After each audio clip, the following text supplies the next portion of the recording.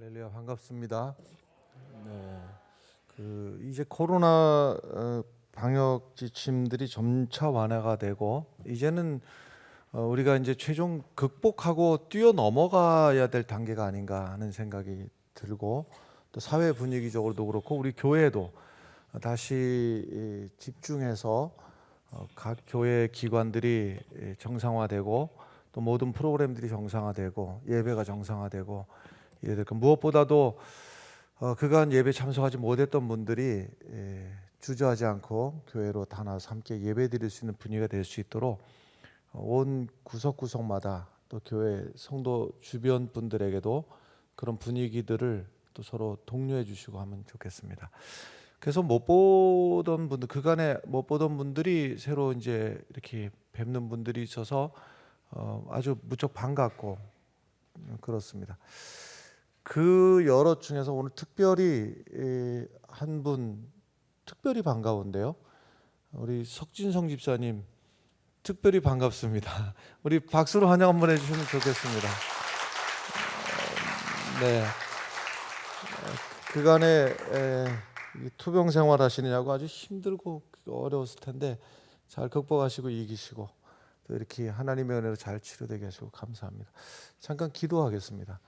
하나님 아버지, 하나님께서 우리 석진성 집사님 치료해 주시고 그 모든 어려운 과정 속에서 낙심하지 않고 주님 붙들고 주님 말씀 붙들고 기도로 승리하고 이기게 하시니 감사합나이다. 치료하는 모든 과정 속에서 하나님 역사해 주시어서 흔적도 남지 않고 온전하게 치료될 수 있도록 주님 도와주시옵소서. 오늘도 할렐루야 찬양대 이 찬양을 통해서 하나님 영광 받으신 줄로 믿습니다. 이 시간 말씀 받는 주의 성도들의 심령을 주께서 열어 주시어서 하나님의 말씀 받을 때 잘 박힌 목과 같이 우리의 심령에 박히게 하시고 30배, 60배, 100배 아름다운 축복의 열매들을 거두게 하여 주시옵소서. 예수님 이름으로 기도합나이다. 아멘. 할렐루야. 예수 그리스도께서 십자가에서 구원의 역사를 완전히 이루시고 십자가에서 죽으신 다음에 3일 만에 부활하셨습니다. 그리고 너희는 땅 끝까지 주의 복음을 전하라 이렇게 말씀하셨는데, 땅 끝까지 주의 복음을 전하라 하시는 말씀이 그 땅 끝이 당시로서 어디였는가 하면 사실은 중동을 중심으로 해가지고 인도까지가 땅 끝이었습니다. 그들의 개념 속에서. 그러니까 이 조선 땅이라고 하는 데는 땅 끝도 아니고 끝을 넘어서는 데였죠, 사실은. 그래서 이 조선 땅까지 복음이 오기가 1800년이 넘게 걸렸습니다. 그래서 1884년 부활절 아침에 언더우드 목사님하고 또 아펜젤로 목사님하고 두 분이서 이제 부활절 아침에 복음을 들고 이 한반도 땅에 찾아오셨습니다.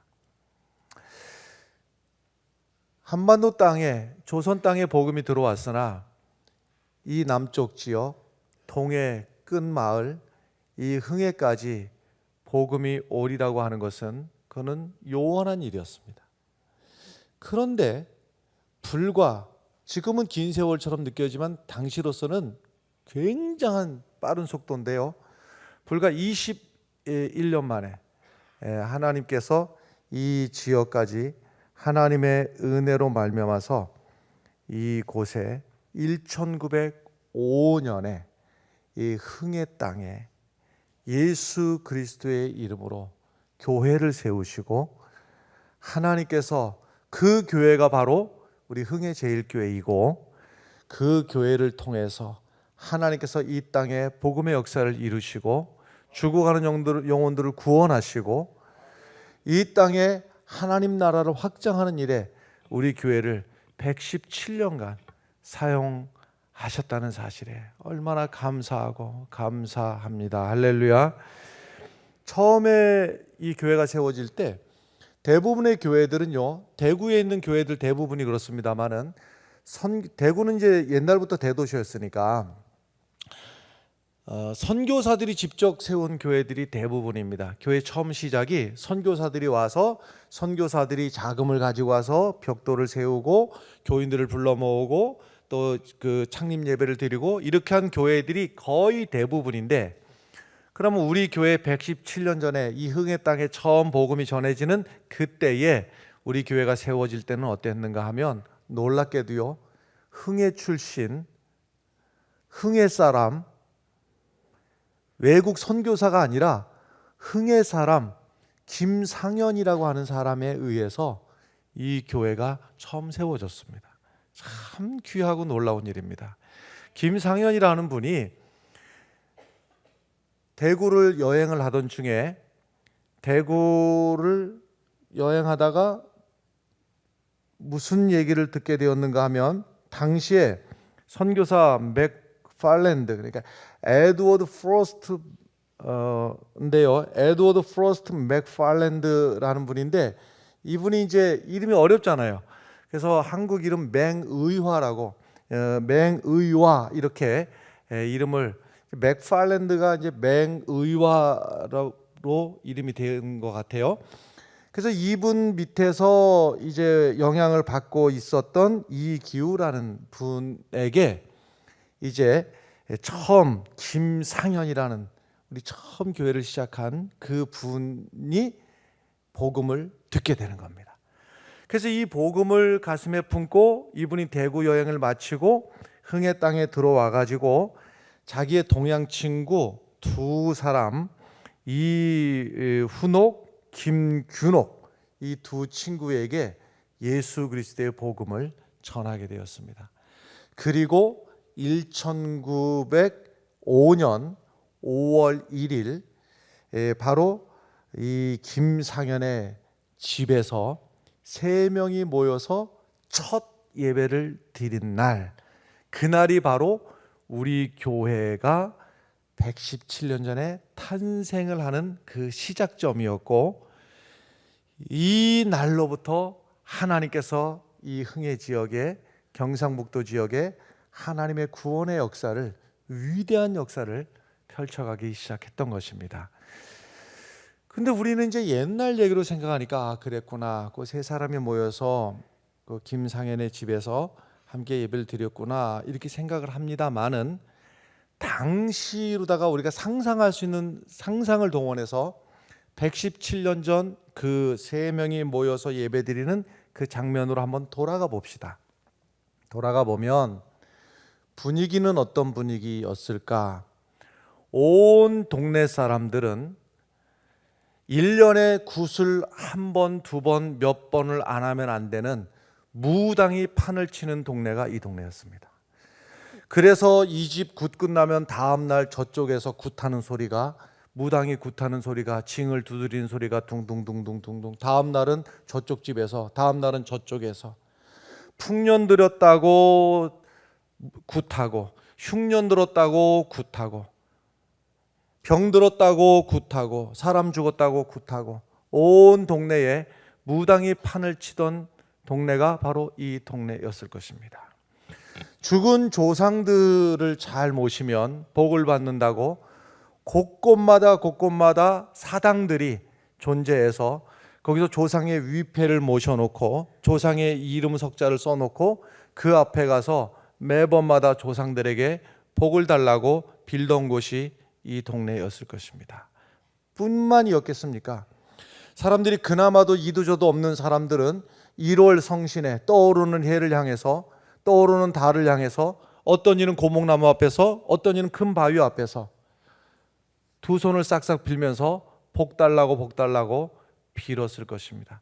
이런 일들이 보편적으로 그들의 눈에 볼 때 하나도 이상하지 않은 그냥 일상적인 마땅한, 무당이 구슬하고 사당 앞에 가서 조상신을 섬기고 1월 성신을 섬기고 했던 일들이 당시로서는 모든 누구에게 설명할 필요가 없는 보편타당한 일이었을 것입니다.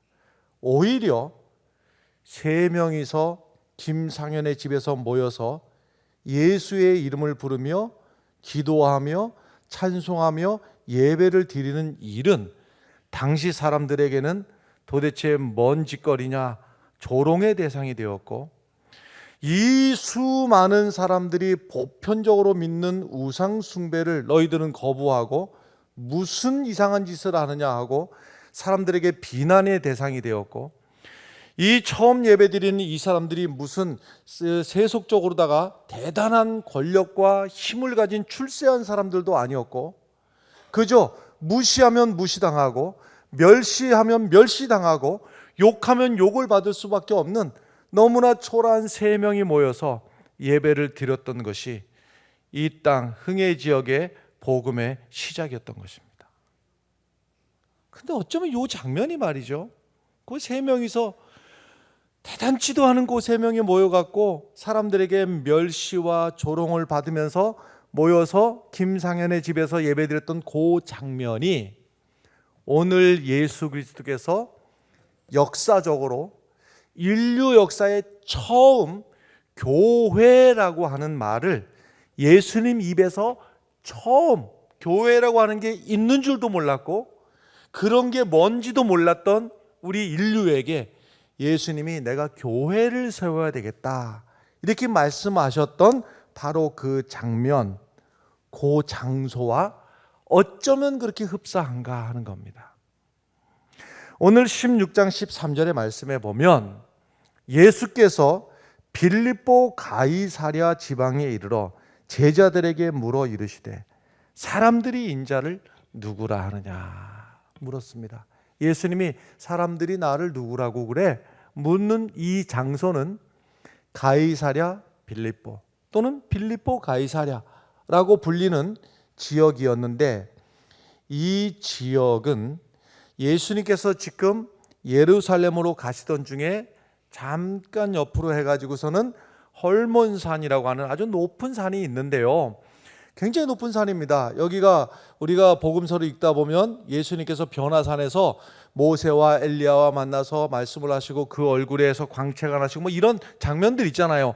그 장소가 바로 헐몬산이라고 볼 수가 있는데 굉장히 높은 산이에요. 해발 3,300m 정도 되니 우리나라의 최고 높은 산, 남쪽으로 말할 것 같으면은 한라산 1,950m, 2,000m가 안 되지 않습니까? 그리고 아마 뭐 그 설악산쯤 하더라도 1,700m 정도밖에 되지 않을 터인데 거기 비해서 3,300m가 엄청 높은 산입니다. 그러니까 제일 위에는요 만년설이 덮여가지고 늘 사시사철 하얀 눈이 위에 늘 덮여 있는, 그래서 밑에서 바라다 보면은 그 풍광이 말이죠 늘 만년설이 덮여 있는 아주 영적인 어떤 기운이 느껴지는 그러한 산이었고, 그 헐몬산을 가던 중에 지금 한 동네, 한 지방, 말하자면 여기 신도시, 새로 이제 개발되는 신도시인데 빌립보 가이사랴 빌립보 이 지역에서 예수님께서 물으시는 거예요. 사람들이 나를 누구라고 그러더냐? 아니 너희는 나를 누구라고 하느냐? 이 물음은 그냥 묻는 물음이 아니었습니다. 예수님께서 이제 바로 이어서 그 변화산 헐몬산에 올라가셔서 거기서 엘리야와 모세와 만나가지고서는 영적인 대화를 하시는데 그 내용이 누가복음 9장 30절부터 있어요. 문득 두 사람이 예수와 함께 말하니 이는 모세와 엘리야라. 영광 중에 나타나서 장차 예수께서 예루살렘에서 별세하실 것을 말할세 이랬어요. 예수님이 별세하실 것, 돌아가실 것에 대해서 지금 이제 영적인 대화가 오고 가는 그 직전의 이야기예요. 그러니 예수님께서는 지금 죽으실 것을 염두에 두고 인류의 죄를 해결하기 위해서 십자가에 죽으실 것을 염두에 두고 가슴에 품고 뚜벅뚜벅 걸어가시는데, 지금 배경이 어떤 배경인가 하면 가이사랴 빌립보라고 하는 신도시, 마리 신도시지요. 이 지역 이름 자체가 로마 황제 가이사의 이름을 붙여서 가이사의 이름을 붙인 거예요. 그 다음에 이 지역, 갈릴리 지역 전체를 다스리는 분봉왕, 그러니까 임명받은 왕이죠. 이 지역의 왕, 지역을 다스리는 왕, 바로 헤롯 빌립, 자기 이름도 거기다가 붙여가지고 빌립의 이름을 붙여서 빌립보가 되는데, 그러니까 로마 황제의 이름과 분봉왕의 이름을 붙여가지고 가이사랴 빌립보라고 하는 지역 이름을 붙일 정도이면 아무데나 붙이는 게 아니라 황제의 이름을 갖다가 붙일 정도면 황제의 이름이 붙은 도시가 당시에 이 로마의 정복 아래에 있는 곳곳에 있었습니다. 그런데 아무데나 붙이는 것이 아니라 일정 기준이 있는데요. 적어도 어느 정도 규모가 돼야 됩니다. 그리고 이 도시가 번듯해야 됩니다. 그거보다 더 중요한 게 있어요. 반드시 다른 거는 이렇다 치더라도요, 제일 중요한 이게 없으면 안 되는데, 그 도시의 제일 중앙에는 황제의 신상이 있어야 되는 거예요. 그거 뭐냐? 이 살아있는 황제, 이분이 바로 신이라고 하는 황제를 섬기는 그 신상, 신전이 이 도시의 제일 중앙에 있어야 되는 거예요. 그는 예수님께서 물으실 때에 그 배경, 예수님이 묻는 이 물음의 뒤 배경은 어떤 배경인가 하면, 겉으로 볼 때는 화려하죠. 신도시, 새로운 높은 건축물들이 막 건축되어지고, 그리고 그 신상을 주먹만하게 만들었겠습니까? 다른 어떤 곳보다도 높이 로마 가이사의 신상을 높은 곳에 만들어 놓고 그 앞에 가서 숭배하고, 뿐만 아니라 바알의 신전이 당시에 이 지역에만 하더라도 14개가 있었다고 그러는데요. 고고학적 발굴에 의해서 보면요, 바울의 신전이 얼마나 크고 화려하고, 바울의 신전에서 드려지는 것은 겉으로 볼 때는 굉장히 요란하고 그리고 시끌벅적하게 드려지는 제사가 드려지는데, 그 내용을 들여다보면요, 바알이 풍년을 기원하면서 사실은 음란한 성적 행위가 그 예배 가운데 아예 공동연하게 공연처럼 이루어지는 것이 바로 바알 신전에서 바로 그것이 예배였습니다. 그러니까 겉으로 볼 때는 화려하고 문물이 아주 번창하고, 그 내용을 들여다보면은 우상 숭배와 타락과 음란과 썩은 냄새가 진동을 하는 것이 바로 그곳이었어요. 여기를 배경으로 예수님께서 지금 물으시는 것입니다. 너희들은 나를 누구라고 하느냐? 사람들은 나를 누구라고 하느냐? 너희는 나를 누구라고 하느냐? 이 물음 앞에 똑같은 장면인데요, 177년 전에 김상현의 자택에서 세 사람이 모여서, 이들이 사회적인 분위기는 모두가 다 이해가 되듯이 무당을 의지해야지 살았고, 1년에 단 한 차례라도 무당을 모셔다가 구술해야지만은 존재할 수가 있었고, 조상신을 섬겨야지만 살 수가 있었고, 1월 성신을 섬겨야지만 복을 받는다고 보편타당하게 믿던 이 정서 앞에서 어찌 보면 사람들에게 손가락질 당할 만하고, 그리고 그 세 명이서 어떤 사회적인 영향력이 대단해서 지도자 그룹에 있어가지고 사람들에게 이래라 저래라 했던 위치에 있었던 것도 아니고, 그저 초라하게 모여서 교회당도 없이 김상현의 집에 모여가지고 예수의 이름을 부르며 고백을 했던 거예요. 무슨 고백을 했느냐? 예수님이 이 가이사랴 빌립보에서 물었던 그 물음이었습니다. 사람들은 나를 누구라고 하느냐? 너희는 나를 누구라고 하느냐? 그럴 때 김상현과 그 친구 2명, 3명은 주는 그리스도시요 살아계신 하나님의 아들이십니다 라는 그 고백 하나 가지고 하나님 앞에 첫 예배를 드렸던 것이 우리 교회의 복음의 역사의 시작이었습니다. 여러분, 황제의 도시, 황제의 신전이 자리 잡고 있던 가이사랴 빌립보를 배경으로 예수님께서는 질문을 던지시고 있는 것입니다.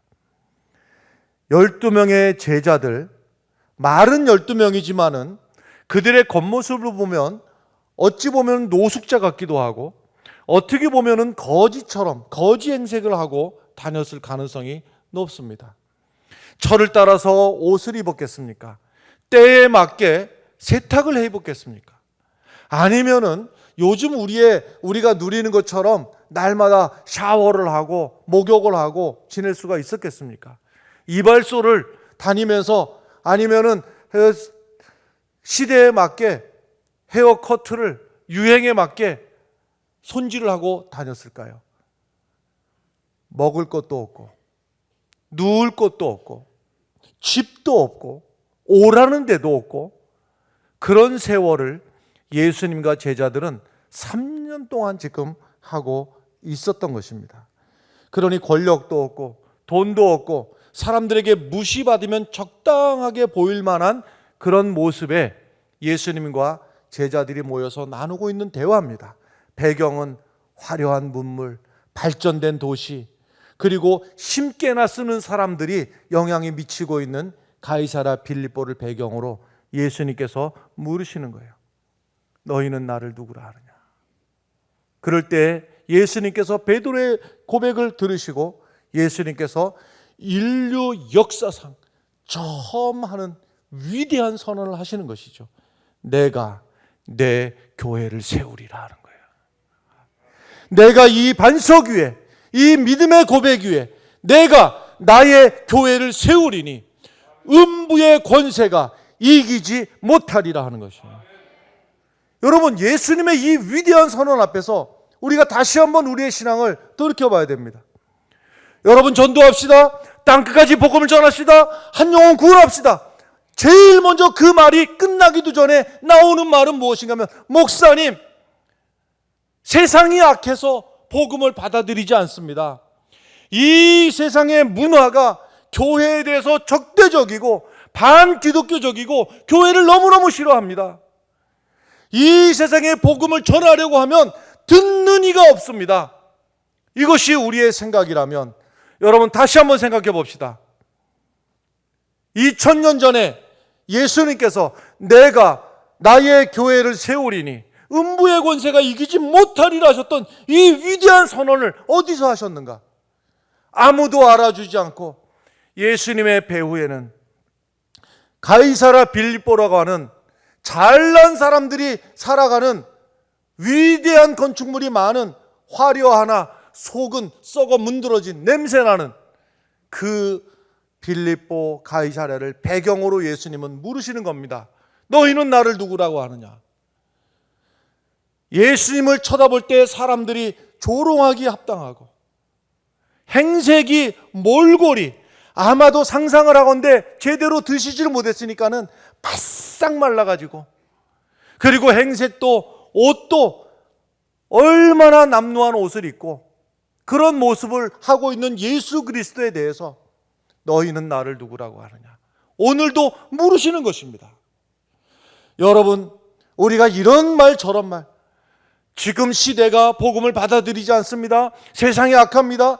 이 말을 하기보다도 예수님이 2000년 전에 가이사랴 빌립보에서 내가 나의 교회를 세우리라 하셨던 이때는 훨씬 더 불리하고 훨씬 주의 말씀을 누구도 들은 척도 하지 않으려고 하는 그 시대에 주님께서 하셨던 내가 나의 교회를 세우리라 하셨던 이 위대한 선언은 오늘도 말씀이 능력이 되어서 오늘도 역사한다고 하는 사실을 믿으시길 바랍니다.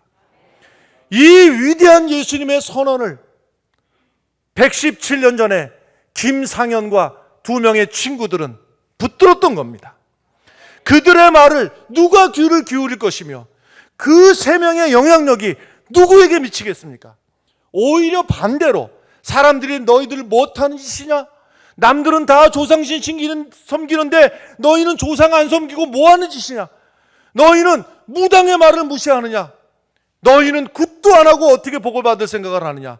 무시당하고 조롱당하고 공격을 당할 수 있었으나 그들이 붙들었던 것은 내가 이 반석 위에 나의 교회를 세우리니 했던 그 말씀 붙들고 김상현과 두 명의 친구들은 창립 예배를 드렸던 겁니다. 할렐루야. 너희들은 나를, 사람들은 나를 누구라고 묻느냐? 예수님의 물음 앞에서 제자들이 대답합니다. 사람들이 선지자 중에 하나라고 합니다. 더러는 세례 요한, 더러는 엘리야라고, 어떤 사람은 예레미야나 선지자 중에 한 명이라고 합니다. 냉정하게 이 말이 무슨 소리입니까? 아무리 좋게 생각을 해도 당신 몰골을 보니까 왕 중의 왕이요, 메시아요, 우리를 구원하실 구세주라고는 사람들이 인정할 몰골이 아닙니다. 드러내놓을 것도 없고 가진 것도 없고 권력도 없는 당신을 보면서 사람들은 잘 쳐주면 눈물이나 흘리고 다녔던 예레미야쯤 여겨주면 잘 여겨줄 거라고 생각이 듭니다 하는 것입니다. 그러나 이때 베드로 입에서 고백했던 위대한 믿음의 고백, 주는 그리스도시요 살아계신 하나님의 아들이시니다. 이 고백이 교회를 세운 거예요. 이 땅에 117년 전에 처음 교회가 세워질 때, 김상현 성도의 집에서 교회가 처음 세워질 때에 3명이 모여서 예배 드릴 그때에 이들이 가진 것은 아무것도 없었어요. 돈이 있었던 것도 아니고 세상에 권세가 있었던 것도 아니고, 이들이 가지고 있었던 믿음의 고백, 예수 그리스도는 그리스도이십니다. 예수 그리스도는 살아계신 하나님의 아들이십니다. 이 믿음의 고백 하나 가지고 교회가 시작이 되었던 것입니다. 여러분, 오늘도 교회는 저 산속에 들어가서 이꼴저꼴 보기 싫다, 저 산속에서 돌을 닦는 것이 교회가 아니고, 오늘도 이 죄악의 도시, 세상적 가치가, 그리고 복음에 대해서 알지도 못하는 세력들이 공격하고 오해하고 음해하는 이 삶의 자리에서 교회는 존재하고 있는 것입니다. 이럴 때 분명히 흔들리지 말고 여러분, 예수님의 말씀을 기억하십시오. 음부의 권세가 이기지 못하리라. 주님께서 세우시는 주님의 교회를 음부의 권세가 결코 이기지 못한다는 사실을 믿으시길 바랍니다. 여러분, 예수님께서 우상의 도시 한복판에서 어떠한 도전과 유혹과 가치와 논리에 굴하지 아니하고, 예수님께서는 내가 나의 교회를 세울 것이다. 여러분, 오늘도 오직 예수님만을 나의 구주이시오, 나의 그리스도이시오, 살아계신 하나님의 아들이심을 믿는 믿음으로 오늘도 이 교회를 세워가는 여러분들 한 사람 한 사람들이 교회인 것을 믿으시길 바랍니다. 예수님께서 베드로에게 칭찬하십니다. 17절입니다. 예수께서 대답하여 이르시되 바요나 시몬아, 내가 복이 있도다. 이를 내게 알게 하니는 혈육이 아니요 하늘에 계신 내 아버지시니라. 또 내가 내게 이르노니 너는 베드로라. 내가 이 반석 위에 내 교회를 세우리니 음부의 권세가 이기지 못하리라 그랬습니다. 시몬아, 너 얼마나 시시하면 이름이 시몬이냐. 지금까지는 유혹에 흔들렸고 믿음의 줏대도 없고 때로는 엉뚱한 지 고집이 불쑥불쑥 튀어나오고, 아니야, 이제는 너는 시몬이라고 안 하고 너는 베드로야. 베드로, 반석이 될 거야. 이 반석 위에, 믿음의 고백 위에 내가 교회를 세울 거야. 할렐루야. 그런데 요 다음이 중요합니다. 예수님은 분명 베드로 위에, 반석 위에 교회를 세우겠다고 했는데 바로 몇 절만 내려가면요, 바로 엉뚱한 소리 하기 시작합니다. 예수님이 이 정도 축복과 이 정도 신뢰를 줬으면 이제는 좀 제정신 차리고 이제는 좀 먼 역할을 해야 될 거 아니겠어요? 예수님의 이 말씀이 끝나기가 무섭게 하는 짓이 16장 22절이에요. 베드로가 예수를 붙들고 항변하여 이르되 주여 그리 마옵소서, 이 일이 결코 주께 미치지 아니하리이다. 예수님은 지금 가는 길을 어디를 향해서 가고 있어요? 예루살렘을 향해서 예수님이 십자가에서 죽으심으로 인류를 구원하시려는 이 엄청난 일을 예수님은 하시려고 가던 중에 물으셨던 거예요. 그런데 기껏 하는 소리가 주여 그리 마옵소서, 그리하지 마옵소서, 항변하며 이르되 그리 마옵소서, 이 일이 결코 주께 미치지 아니하리이다 이랬어요. 여러분, 베드로가 어찌 보면 이게 도대체 무슨 경우가, 이런 경우가 있나. 예수님이 그토록 신뢰를 줬고, 그뿐입니까? 바로 한 장 지나가면 뒷장 넘어가면요, 이 변화산 헐모산에서 이제 그 영적인 엄청난 체험을 하잖아요. 예수님이 광채관하고 그다음에 엘리야가 등장하고 모세가 등장. 그러니까는 여기서 하는 소리가 주여 여기가 좋사오니, 여기 초막셋을 짓고 뭐 이런 소리 나오고 있는 거예요. 예수님의 관심은, 예수님의 그 마음은 뭐예요? 인류 구원을 위해서 십자가에 모든 인류의 죄악을 다 뒤집으시오. 내가 죄의 문제를 해결하고 인류를 구원하려는 이 어마어마한 사건을 예수님은 지금 기도하고 계시는데, 각오하고 계시는데, 주여 그리 마옵소서 여기가 좋사오니 이런 소리 나오고 있는 거예요.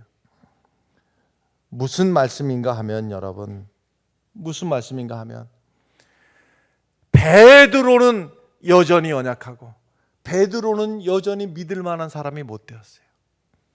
그러나 교회가 교회되었던 것은 바로 음부의 권세가 이기지 못하리라 하신 주님의 말씀이었어요. 베드로가 아니었어요. 오늘도 보면요, 어떨 때 보면 참 우리가 걱정될 때가 있어요. 교회가 이래도 되나? 어떨 때 그렇습니까? 사람을 쳐다보면 그럴 때 생각 들지 않습니까? 내가 기대했던 모습보다도 좀 이건 아닌데 하는 생각이 들 때가 왜 없겠어요? 기독교 2000년의 역사, 교회의 2000년의 역사, 여러분, 완전한 인간을 통해서 하나님께서 역사를 이루은 것이 아니더라 이 말이에요. 허물 많고 부족하고 나약하고 때로는 한심하고 연약한 사람을 통해서 하나님께서 음부의 권세가 이기지 못하리라는 주님의 말씀이 승리하면서 오늘까지 교회는 존재해 온 것입니다. 약한 나로 강하게,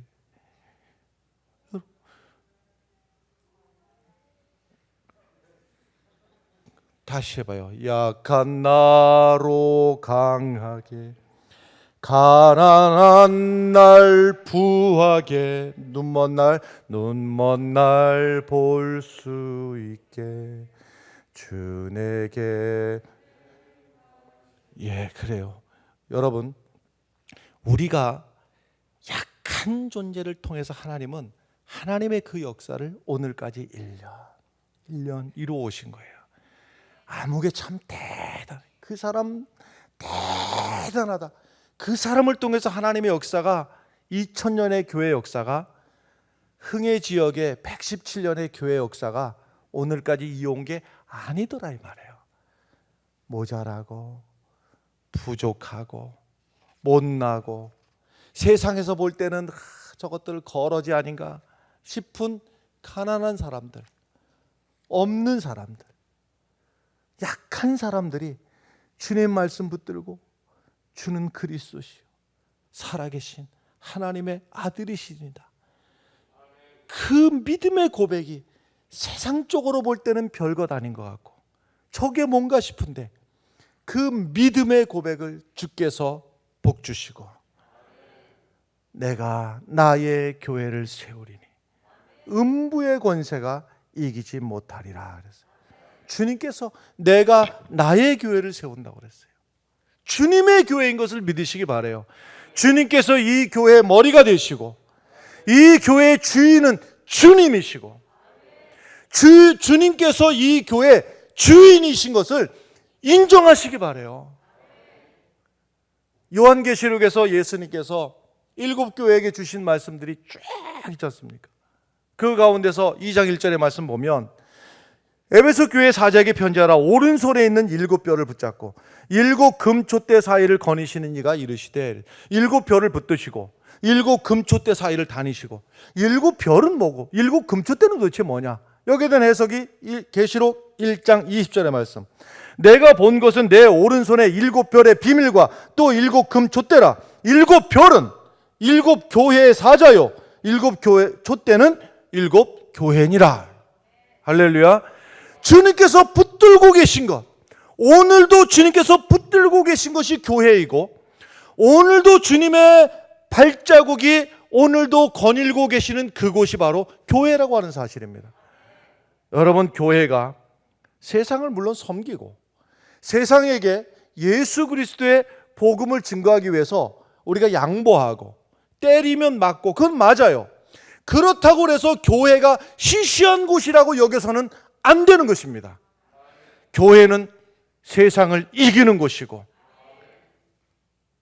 음부의 권세가 이기지 못하리라고 그랬어요. 시온 성과 같은 교회, 그의 영광이 하나 없어요. 반석 위에 세운 교회를 흔들 자가 없는 거예요. 모든 원수가 애워싸도 아무 근심이 없노라는 이 고백이 우리의 담대한 고백이 되시기를 바라요. 여러분, 우리가 교회에 대해서 잘못된 환상을 가지고 있으면 아무것도 못합니다. 오늘도 음부의 권세들이 교회를 공격하고, 그 다음에 세상의 문화가, 풍조가 교회를 우습게 여기고 교회를 함부로 말하고, 그러면 교회는 위축이 돼가지고 어찌할까 벌벌 떨지만은 주님께서 오늘도 이 교회를 지켜주셔서 간신히 죽지 않고 버티고 있다, 이렇게 생각을 한다면 착각입니다. 말도 안 되는 소리입니다. 교회는 이렇게 시시한 곳이 아니에요. 교회는 방어하는 곳이 아닙니다, 여러분. 이 세상을 변화시키는 것이 교회입니다. 우리에게 이미 주신 위대한 능력들을 얼마나 많이 주셨습니까? 예수 그리스도의 보혈을 우리에게 주셨고, 예수 그리스도의 부활의 능력을 우리에게 주셨고, 살아계신 하나님의 말씀을 우리에게 능력으로 주셨고, 예수 그리스도의 이름을 우리에게 능력으로 주셨어요. 여러분, 세상을 향해서 움츠리고 어찌할까 눈치 보고, 이것이 교회가 아니라 여러분들의 삶의 자리에서 승리의 소식들이 날마다 울려 퍼지기를 바랍니다. 교회라고 하는 데가 이거 피하고 저를 피하고 세상의 공격을 피하고 비난을 피하고 피한 사람들이 모여 들어가지고 신세 타령하는 것이 교회가 아니올시다. 교회는 어떤 이는 공장에서, 어떤 이는 회사에서, 어떤 이는 슈퍼마켓에서, 가정에서, 길거리에서, 삶의 자리에서 예수 그리스도의 이름으로, 예수 그리스도의 복음으로 병자를 만나면 예수의 이름으로 나을지어다, 나음의 역사가 있고, 죽어가는 영혼에게 예수 믿어 구원에 이르게 하고, 주 예수를 믿으라 그러면 너와 내 집이 구원을 받으리라, 담대하게 복음을 전함으로 죽어가던 영혼들이, 그와 그의 가정이 구원함을 입고, 이 승리의 기쁜 소식들이 모여서 보고하는 것이 교회입니다. 여러분, 우리가 섬기는 일과 겸손한 일과 교회를 시시하게 여기는 일로 혼돈하지 마시기를 바랍니다. 세상 사람들은 시시하게 볼 수도 있습니다. 저 2000년 전에 가이사랴 빌립보에서 머리 덥석하게 신발을 신었는지 안 신었는지 알 수는 없으나 아마도 신발도 없이 다녔을 가능성도 높고, 남루한 옷 몇 년을 입었는지 남루한 옷을 입고 있었던 예수님을 비롯한 13명의 그 행색을 볼 때 세상과 비추어서 너무나 부족하고 너무나 별것 아닌 모습으로 보였지만, 예수님의 그 선언, 내가 나의 교회를 이 반석 위에 세우리니 음부의 권세가 이기지 못하리라. 117년 전에 김상영과 또 2명의 친구들이 함께 모여 예배 드릴 때, 이 세상 사람들이 볼 때 저것들 가진 것도 없고 별것도 아닌 것들이 모여서 예배를 드리는 것 무시하기 적당했으나, 그들이 붙들었던 것, 주는 그리스도시요 살아계신 하나님의 아들이시니이다. 이 위대한 고백이 이 위대한 교회를 만들었고, 이 지역에 죽어가는 영혼들에게 밝은 빛을 비춰주는 창구가 되었다는 사실을 믿으시길 바랍니다. 여러분, 이 역사를 오늘도 이뤄가는 여러분들 한 사람 한 사람이 교회입니다. 여러분들 삶의 자리에서 움츠리지 말고 예수 그리스도의 복음을 전함으로 이 세상을 변화시키는 능력 있는 성도들이 되시길 바랍니다. 여러분들이 처해 있는 그 자리는 단순히 돈 버는 일터가 아니라 주 예수 그리스도의 복음을 갖고 와서 변화시켜야 되는 선교의 터전인 것을 믿으시기 바랍니다. 여러분, 삶의 자리에서 승리하시다가 기쁨의 소식을 가지고 다시금 1년 뒤에 118주년의 기념 예배를 드릴 때 하나님 앞에 승리의 기쁜 소식을 마음껏 올려드리는 위대한 우리 교회가 되시기를 주의 이름으로 간절히 축원합니다. 기도하겠습니다.